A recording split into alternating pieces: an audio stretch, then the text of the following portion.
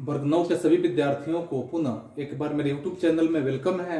आज हम लोग यहाँ संस्कृत विषय से वर्ग 9 से संस्कृत विषय से पंचम पाठ यानी 5 पाठ के बारे में अध्ययन करेंगे।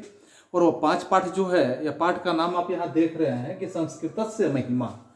तो संस्कृतस्य महिमा यानी संस्कृत की महिमा के बारे में जब हम इसमें अध्ययन करेंगे तो अध्ययन के बाद आप देखेंगे कि इसके बाद जो मेरा नेक्स्ट वीडियो जो होगा उस वीडियो में इससे संबंधित जो प्रश्न और उत्तर होगा वह आपको मिलेगा।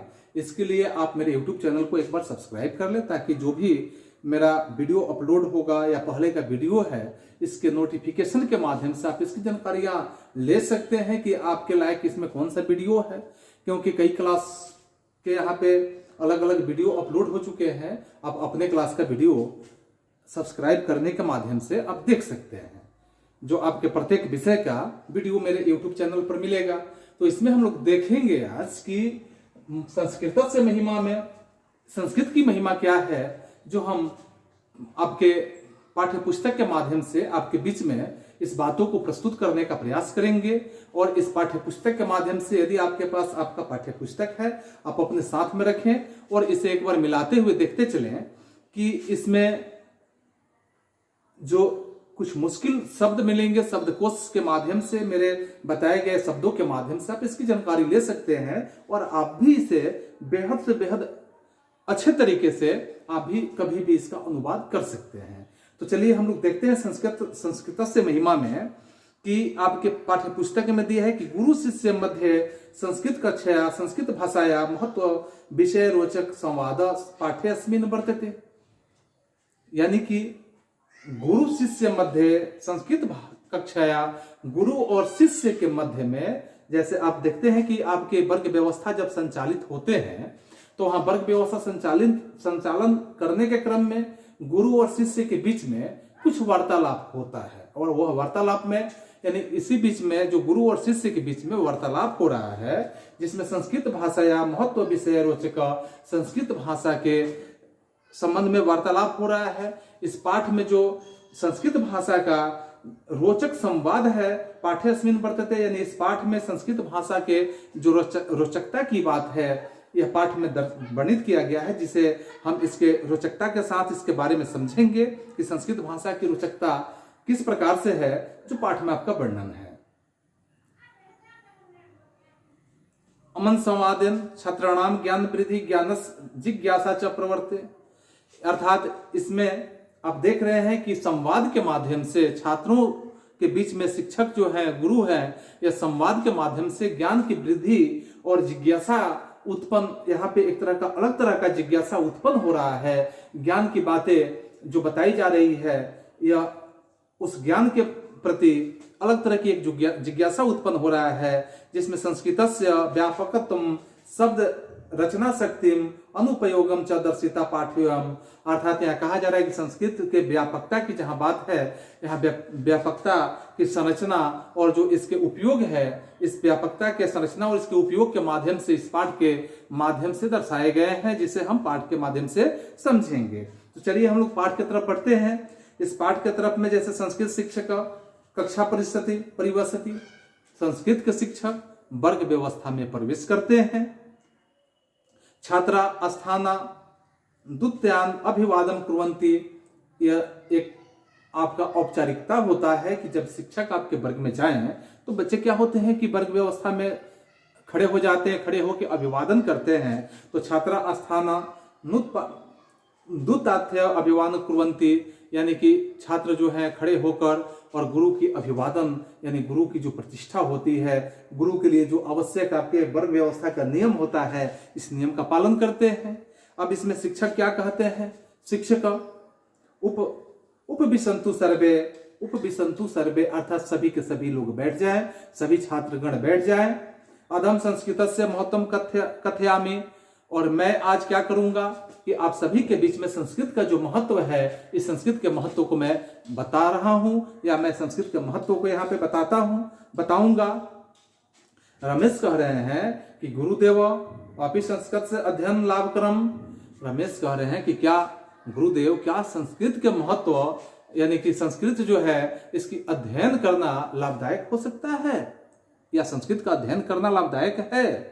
तो यहाँ गुरुदेव क्या कहते हैं, शिक्षक कहते हैं, शिक्षक न जनासी वत्स संस्कृत बिना न संस्कृति। नहीं जानते हो वत्स, नहीं जानते हो वत्स, संस्कृत के बिना संस्कृति ही नहीं होती है। यानी जिस व्यक्ति के पास संस्कृत नहीं जानकारी है उसके अंदर संस्कृति का विकास ही नहीं हो सकता है। यानी कि संस्कृत के बिना संस्कृति हो ही नहीं सकती है। राजीव कहते हैं, राजीव का नाम संस्कृति। संस्कृति क्या है, संस्कृति का क्या नाम है? संस्कृति जो शब्द का अपने गुरुदेव प्रयोग किया, यह संस्कृति का क्या नाम है, संस्कृति क्या होता है? तो यहाँ फिर शिक्षक कहते हैं, शिक्षक संस्कृत एवं आचारा विचारा भवनस्य संति यत्र में भवंती तत्रैव संस्कृति। यानी संस्कृत जो होता है, संस्कृत में अगर कहा जाए कि इसका आचार की बात किया जाए, विचार की बात किया जाए, इसकी भावना से संबंधित बात किया जाए, इसी का पता चलता है संस्कृति के माध्यम से, और इसी से संबंधित ये होता भी है, क्योंकि उसमें और वैसे ही तत्रैव संस्कृति, जिसमें आचार की भावना ना हो, विचार की भावना ना हो, और साथ में यहाँ उसके अंदर भावनात्मक लगाव नहीं हो, समझिए कि उसके अंदर संस्कृति तो है ही नहीं। फिर पुष्कर कहता है, कथयंती जना इतम ये मृता भाषा। कथयंती जना, कुछ लोग तो कहते हैं कि यह भाषा जो है यह मृता भाषा, यह मरा हुआ भाषा है, यह मृत भाषा है। फिर शिक्षक कहते हैं, वत्स ज्ञानहीन आस्ते पुत्र बच्चे। वत्स का मतलब क्या होता है, पुत्र या बच्चे। यानी ऐसे जो कहते हैं ज्ञानहीन आस्ते, यानी कि उनका ज्ञान ही नहीं है, अर्थात वो बिना ज्ञान के हैं, अर्थात वो अज्ञानी है। वो क्या है, तो अज्ञानी है। अस्यामेव भारतीय भाषाणाम जीवनम, अस्या एवं भारतीय भाषा निर्गता, अस्यामेव भारतीय भाषाणाम जीवनम। यानी कहा जाता है इससे ही भारतीय भाषाओं की तो जीवन है। भारतीय भाषा यदि कोई है तो इससे ही भारतीय भाषाओं की जीवन है। अस्या एवं भारतीय भाषा निर्गता, इसी से तो भारत की जो भाषाएं हैं वह निर्गत हुआ है। इसी भाषा से, संस्कृत भाषा से ही भारत की और भी जो भाषाएं हैं उसका निर्गत हुआ है, उसका जन्म हुआ है, उसी से निकला है। यतत सा भाषाणाम जननी कथ्यते, इसीलिए तो कहा जाता है कि सभी भाषाओं की जननी है, सभी भाषाओं की माता है। नयम मृता भाषा अपितु अजरा अमरा चेति, यह कैसे मृत भाषा है, मृत भाषा नहीं है, क्योंकि अपितु अजरा अमरा चेति, यह अजर है, यह अमर है। और कहा जाता है यद्यपि सा जीवती, और आज भी यह जीवित है। आज भी क्या है, तो यह जीवित भाषा है। फिर रमेश कहते हैं, रमेशा अस्यामेव भारतीय भाषाणाम जीवनम, अस्यामेव भारतीय भाषाणाम जीवनम, इससे ही भारतीय भाषा का जीवन है। यही भाषा जो है इसी से भारतीय भाषा का जीवन है। या शिक्षक कहते हैं, शिक्षक अथम किम सर्वा भारतीय भाषाणाम संस्कृत भाषायाम ऋण धारयन्ति, यानी कि अथम किम, यानी सभी भाषाएं जो है भारतीय भाषा, संस्कृत भाषा, यानी जितनी भारत की भाषा है जो संस्कृत भाषा से ही वह एक तरह से कहा जाए तो ऋण धारयन्ति, उसी के कर्ज में डूबे हुए हैं, उसके कर्ज में समाये हुए हैं। अत्रैव प्राचीन वेदादि शास्त्रम रचितम, यहाँ प्राचीन वेद जो है इसी भाषा में तो रचना किया गया है। आप वेदों की नाम सुनते हैं, जैसे पुराने वेदों का अध्ययन आप लोगों ने सुना है कि वेद जो 4 प्रकार के होते हैं तो संस्कृत भाषा में ही रचित किया गया है। कमाल कहते हैं, कमाल, यहाँ कमाल के प्रश्न तो करेंगे ही, क्योंकि कमाल का प्रश्न है कि शब्द ज्ञान संस्कृत कोशो अपि वर्तते किम, यानी कि क्या संस्कृत सीखने के लिए शब्द कोश की जरूरत है? क्या संस्कृत सीखने के लिए शब्द कोश की जरूरत है? शिक्षक क्या कहते हैं फिर अपनी बातों को, कहते हैं कि आम प्राचीना, पुस्तक को आप देखते चलें, आम प्राचीना नवीनास्य अनेक संस्कृत कोशा सन्ति, शब्द रचना विधिरपि व्याकरणे वर्तते तेन लक्ष्यस शब्दा निर्मीयन्ते अन्यासु भाषासु प्रदीयन्ते। अर्थात यहाँ शिक्षक द्वारा कहा जाता है कि आम प्राचीना, आम का मतलब यहाँ देखेंगे कि आम यानी खाने वाले आम की बात नहीं किया जा रहा है, यहाँ आम का बात किया जाता है कि आम यानी हाँ, हाँ हाँ, अनेक प्रकार के जो शब्द हैं यहाँ नलिनाथ से अनेक शब्दकोश सन्ति, अनेक प्रकार के शब्दकोश तो हैं।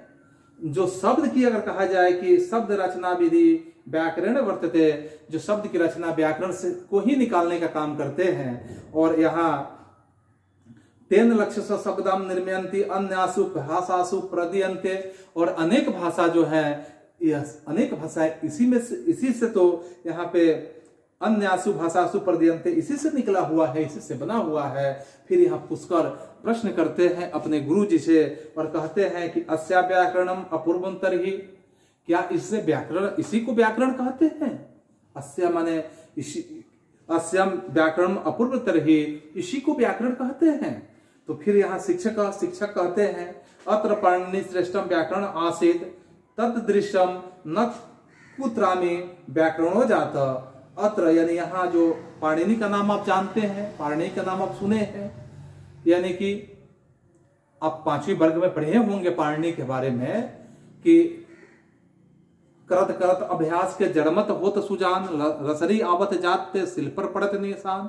यानी जो वरदराज होते हैं, तो वरदराज के बारे में यह जो आप 5वीं वर्ग में पढ़ने के लिए आपको मिला था, यह पाणिनि के व्याकरण को ही सबसे सरल करने का काम किए थे वरदराज। तो वही पाणिनि की बात हम कर रहे हैं कि क्या यहाँ यह पाणिनि के समान व्याकरण था, यह व्याकरण अगर था तो आसित यानी था किसके समान था? तो पाणिनि के समान था। तदृश्यम न कृतामि व्याकरण जात, यानी कि उसके समान कोई दूसरा व्याकरण यहाँ पे तो था ही नहीं। फिर अगले यहाँ पर अगले जो यहाँ लतिका कहती है, लतिका किम पाणिनि समानम कुत्रा व्याकरण नास्ति, क्या पाणिनि के समान दूसरा कोई व्याकरण नहीं था या कोई दूसरा व्याकरण नहीं है? शिक्षक कहते हैं कि आम यानी हाँ, अस्योत्रम सर्वत्र मौनास्मि। और इस तरह से जब शिक्षक हाँ कहते हैं तो जितने छात्र हैं वर्ग में वे सब के सब मौन धारण कर लेते हैं, चुप हो जाते हैं और शिक्षक की बात भली भांति सुनने लगते हैं। जिसमें ब्रह्मा फिर कहती है गुरुदेव मम पिता कथ्यति यत संगणके कंप्यूटर यंत्र अपि संस्कृत सहायकम भवन्ति। गुरुदेव यानी समझ ही रहे, गुरुदेव या गुरुजी, मम पिता मेरे पिताजी कथ्यति कहते हैं, यत संगणके यानी कि संगणक जो है कंप्यूटर जो लिख दिया है कि संगणके कंप्यूटर जो है अपि संस्कृत सहायकम भवति, ये इस कंप्यूटर में भी संस्कृत से सहायता ली जाती है या संस्कृत की सहायता ली गई है। तो शिक्षक कहते हैं सत्यम वदति ते पिता, आपके पिता तो सत्य बोलते हैं, तुम्हारे पिता तो सत्य बोलते हैं। अपिच योग शास्त्र पतंजलि कृतम योग दर्शनम अपूर्वम, आप अगर देखना चाहते हैं तो पतंजलि के जो योग दर्शन है, पतंजलि यानी कि पतंजलि द्वारा रचित जो योग दर्शन है, योग शास्त्र है, तो योग शास्त्र के जो योग दर्शन है यह भी जो है इसमें भी संस्कृत का एक बृहद ढंग का कमाल देखने के लिए आपको मिलेगा, एक बेहद कमाल है। तो फिर यहाँ पे कमाल अपनी बातों को लेके आ रहे हैं, इसलिए तो इसमें इतना कमाल है। कमाल कह रहे हैं पूज्यवर, हे पूज्यवर, हे गुरुजी, श्रुते यथ संस्कृतम क्रिया रूपाणी असंख्यत संति, यानी सुनते हैं, यहाँ कमाल कह रहे हैं कि सुनने के लिए तो मिलता है, सुना जाता है कि संस्कृत के क्रिया भी अनेक हैं। तो शिक्षक कहते हैं सत्य में तत्, सही सुनते हो, यह सही बात है, सही कहा जाता है। धावत एकम द्विसहस्राधिका, धावत एक एवं द्विसहस्राधिका यानी कि धातु 2000 से भी अधिक है, द्विसहस्त्र यानी 2000 से भी अधिक है। और इसमें तेसाम दसल कार्यसु नाना रूपाणी भवंती, और इसमें जो है 2000 से भी अधिक है। तो आप ये समझ रहे हैं कि धातु जो है 2000 से भी अधिक है, जिसमें 10 लकारों की बात अगर हम करें कि 10 लकारों का अलग अलग रूप आप देखेंगे। और ऐसे कहा जाता है कि हम त्रिधाते भवंती, और इसमें जो होता है सर्वेसु लकारेसु 9 रूपाणी संति, और सभी लकारों में 9 रूप होते हैं, यानी कि 10 लकार होते हैं, 10 लकारों में क्या होते हैं तो 9 इसमें रूप होते हैं, जो आप व्याकरण में पीछे पढ़ चुके हैं। और उस व्याकरण में आप देखेंगे इसीलिए मैंने आपको बोला पहले ही कि आप मेरे चैनल को सब्सक्राइब कर लें और पीछे के छूटे हुए चीजों को भी आप अध्ययन करते रहें। तो व्याकरण में आप इस लकार के बारे में समझेंगे कि 9 लकार जो आपके 10 लकार हैं, तो 10 लकारों में जो यहाँ सभी लकारों में 9 रूप जो देखे गए हैं ये आपको उसमें मिलेगा। फिर यहाँ पे पुष्कर कहते हैं कि धातुअपि त्रिया भवन्ति इति भवान उक्तवान, यानी कि धातु में जो 3 प्रकार होते हैं, 3 प्रकार के होते हैं, अभी आपने जो यहाँ वर्णन किया उस पे या फिर से एक बार उस बात को समझने का प्रयास करते हैं। और शिक्षक कहते हैं आम हा केचित आत्मनेपदिनम केचित परम पर अस्मय पदिन केचित उभय पदिन एवं त्रियाते भवन्ति, यानी कि आप आत्मन पद देखेंगे या आप परस्मय पद देखेंगे या आप उभय पद देखेंगे। ये 3 तरह के पद का जो वर्णन किया गया, एवं त्रियाते भवन्ति, यही 3 तरह के पद हैं और इसी 3 पदों की मैंने जिक्र किया जो आप व्याकरण में पीछे देख सकते हैं। फिर यहाँ रहीम कहते हैं कि आम तदा तो भाषेयम अतिवम जटिला, तब तो यह भाषा अधिक जटिल होगा। निश्चित रूप से यह भाषा जो होगा इतने पदों और इतने रूप के साथ होगा तो बहुत जटिल होगा। तो यहाँ शिक्षक कहते हैं किम कथ्यसि, शिक्षक न सरलम सरलपि सा कठिनापि सा, यानी कि नहीं यह सरल सा भी है और कठिन भी नहीं है। यह भाषा जो है सरल सा भी है और कठिन भी नहीं है। सामान्य प्रयोग है सरला, अगर सामान्य रूप से इसका प्रयोग करते हैं तो यह सरल होता है। गुढ़ विषय निरूपण जटिला, और इसको जब हम बृहद ढंग से गुढ़ रूप से यानी बृहद ढंग से अध्ययन करेंगे तो यह जटिल भी होता है। यथेष्ट सम प्रयोग कृत्या, और इस तरह से जब हम इसका प्रयोग करने का प्रयास करेंगे तो बिल्कुल आसान होगा, क्योंकि इससे आसान कोई और भाषा होता भी नहीं है। रामा कहती है फिर कि गुरुदेव किम विज्ञानापि अपि संस्कृत संति, कि गुरुदेव क्या यह विज्ञान से भी संबंधित है। विज्ञान अपि संस्कृत संति, विज्ञान में भी संस्कृत होता है। शिक्षक कहते हैं किम कथ्यसि, क्या नहीं होता है। किम कथ्यसि, क्या कहती हो। भूगोल खगोल विषयम आर्यभट्टियम बृहत संहिता इत्यादयम ग्रंथा प्रसिद्धा। अगर भूगोल की बात करो, खगोल विज्ञान की बात करो, खगोल विषय की बात करो, आर्यभट्टियम आर्यभट्ट की लिखा हुआ जो आर्यभट्टियम है, बृहत संहिता की बात करो, इत्यादय यानी इत्यादि कई ग्रंथ हैं, यह प्रसिद्धि तो इसी से है। राजीव कहते हैं अतः परम नास्ति किमपि, अतः परम नास्ति किमपि, इसलिए सबसे महान कुछ भी नहीं। तो यहाँ शिक्षक कहते हैं कथम नास्ति, बीज गणितम चिकित्सा शास्त्रम भौतिक विज्ञानम रसायन शास्त्रम वनस्पति विज्ञानम वास्तु विज्ञानम विधि शास्त्रम संगीत शास्त्रम इत्यादि दीनी ग्रंथ नाना ग्रंथेषु प्रकाशिनी सन्ति।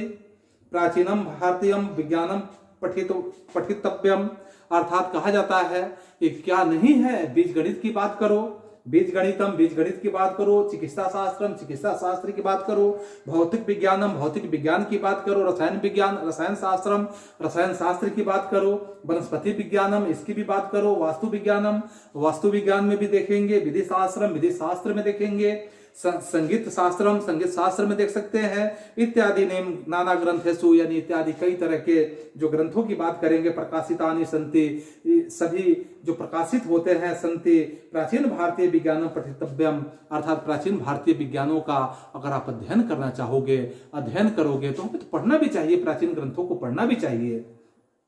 फिर यहाँ रमा कहती है कि किम प्रतियोगिता परीक्षासु संस्कृतम उपयुक्त वर्तते, क्या प्रतियोगिता परीक्षा में भी इसकी कोई उपयोगिता होती है या उपयोगी है। तो यहाँ शिक्षक कहते हैं प्राय सर्वत्र प्रशासनिक परीक्षासु संस्कृतमपि ऐच्छिको विषय, प्राय यानी लगभग सर्वत्र यानी सभी जो प्रशासनिक परीक्षा होते हैं, प्रशासनिक परीक्षा में संस्कृतमपि ऐच्छिको विषय यानी संस्कृत को हम ऐच्छिक विषय के रूप में भी ले सकते हैं, क्योंकि संस्कृत एक ऐच्छिक विषय के रूप में भी हम इसका अध्ययन कर सकते हैं। इसे प्रतियोगिता परीक्षा में ले सकते हैं और प्रतियोगिता परीक्षा हम इससे पास भी कर सकते हैं। रहीम फिर कहते हैं तदा तू इयम तिवम उपयोगी न भाषा, तब तो यह बहुत ही उपयोगी भाषा है। शिक्षक कहते हैं अथम किम, अवश्य है, ऐसा क्यों नहीं, एकदम है। तो पुष्कर कहते हैं फिर कि तरही नुनमेव सर्वे सर्वेस्वाभिवि मनोयोगेन संस्कृत पठिनम धनेन भाषा, तब तो मैं अत्यधिक मन लगाकर संस्कृत पढ़ूंगा, क्योंकि धन्य है यह भाषा जिस भाषा का नाम संस्कृत है। और इस तरह से आज का यह पाठ हम लोगों का समाप्त हुआ। इसके नेक्स्ट सीरीज को देखने के लिए, इसके प्रश्न और उत्तर को देखने के लिए आप निश्चित रूप से मेरे यूट्यूब चैनल को सब्सक्राइब कर लें, ताकि जो भी नोटिफिकेशन आएगा आपको अब तक जानकारियां हासिल होती रहेगी। आज सभी को एक बार पुनः धन्यवाद।